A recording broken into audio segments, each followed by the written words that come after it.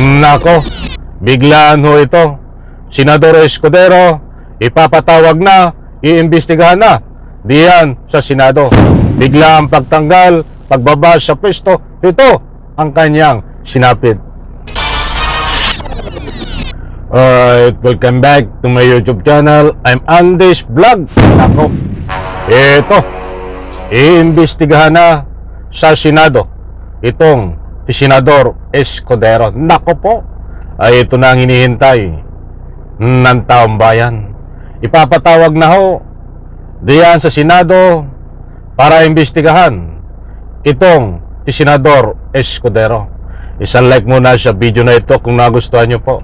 Sabay-sabay po nating i-like ang video na ito. Sa lahat po ng hindi pa nakasubscribe dito sa aking YouTube channel, please subscribe. Pwede rin po kayo mag-share ng video na ito. Ito ho ay dumating na ho ang pagkakataon para ipatawag sa Senado at imbestigahan, at nang sa ganun ho, tuluyan ng pagtanggal sa pwesto itong si Escudero.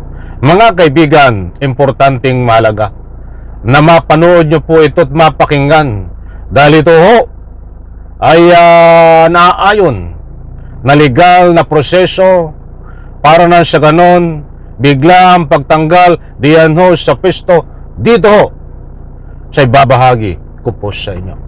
Ito po, shout out po sa lahat mga kaibigan. Magandang umaga po sa inyo, former Senate President and now 20th Congress Senator Tito Soto. Good morning po, Tito Sen. Morning. Natawa naman ako, bakit meron po? Good morning po, sir. Good morning. Opo, salamat. Good morning at saka good morning siya. Magandang umaga po sa inyo lahat. Opo, 142.7 billion in budget insertions. Ito po ngayon yung lumalabas maging sa Philippine Star. Sabi po ng DBM dito, hindi sa amin galing yan. Wala kaming kinalaman dyan. But definitely, yan kasama na sa budget at poder daw ng legislatura. Meron kayong reaction dito? At to quote you, ang sabi niyo po dito, ito po ay scandalous. Scandalous and excessive. Yan ang sinasabi ni Tito Okay, Sen. ano? tanong mo namin dito. Nako, scandalous and excessive. Mabigat ho ito. Nakakaharapin ni Escudero. Kung magugunitan nyo ho, mga mahal kong taga-subaybay, ang usapin dito ay 142 billion. Gaano karami yung pera yon? Yan ho ay pera nyo, pera ng taong bayan na galing sa buwis, inipon-ipon. Ba't kukunin lang ho basta ng illegal nitong si Escudero? Ay buti kung may pinaglalaanan para kapakipakinabang ng taong bayan. Ay wala ho, mga kaibigan. Kaya sa puntong ito ay hito ho, ipapatawag sa Senado si Escudero upang imbestigahan. Pabor po ba kayo? Gusto ko munang kunin ng inyong panig. Pabor po ba kayo na ito ay imbestigahan sa Senado itong si Escudero tungkol dito sa 142 billion, mahigit 142 billion ho, na pera ho ng taong bayan yan? Para nang sa ganun ho ay managot. Ay siyempre, mag-iimbestiga ka, dapat mayroong managot. At ano ang kapalit?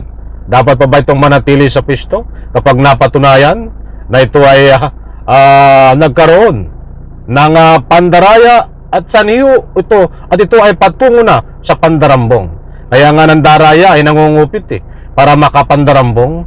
Ito mga kaibigan, pakinggan pa po natin, mas matindi pa. O ba na ito pa imbestigahan nyo, Tito Sen?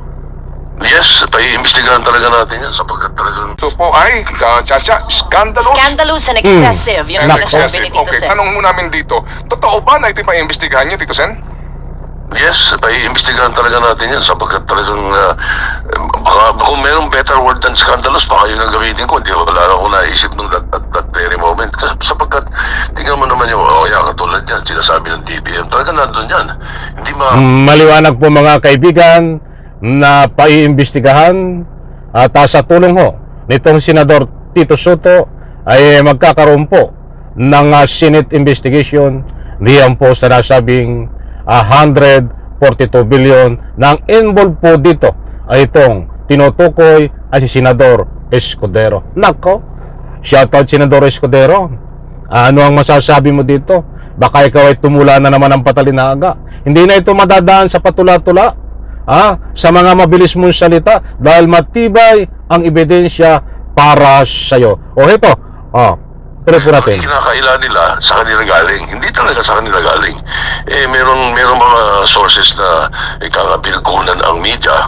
At siyempre, nung tinanong ako ng reaksyon, kasalukuyan, iniimbestigahan, tinitignan ni Senator Lacson yan about 2 weeks ago mula nung kami Senator na tinitignan niya yan. Ako naman meron din ako mga kinakausap at inaalam tungkol dyan. At sapagkat naamoy namin yan during the campaign merong nakapagkwento sa amin. So, pine-verify namin. Ngayon, lumilitaw talaga na tama talaga yan. Ngayon, bakit ko sinasabing scandalous at excessive? Kasi kung ang mga senador, Nako, paktay ka ngayon.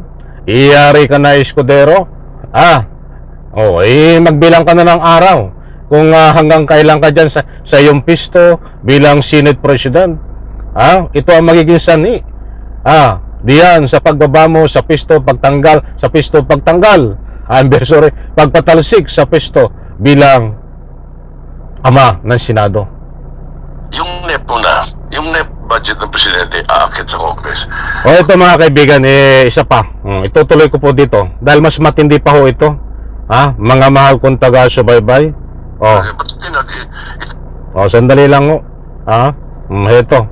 Nangyari last year Talagang i-scrutinize namin yan. Imbis na kung saan natin itapon yung pera, ba't hindi natin itapon sa mga kababayan nating naghihirap? Taas ng bilihin, maraming mahirap, maraming nagugutom. Pagkatapos bilyon-bilyon sa mga lugar-lugar kung saan-saan ninyo na hindi naman namin nakikita.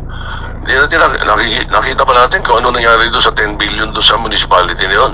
Nakita pa natin kung ano nangyari sa 12 billion sa Bulacan o yung 9 billion.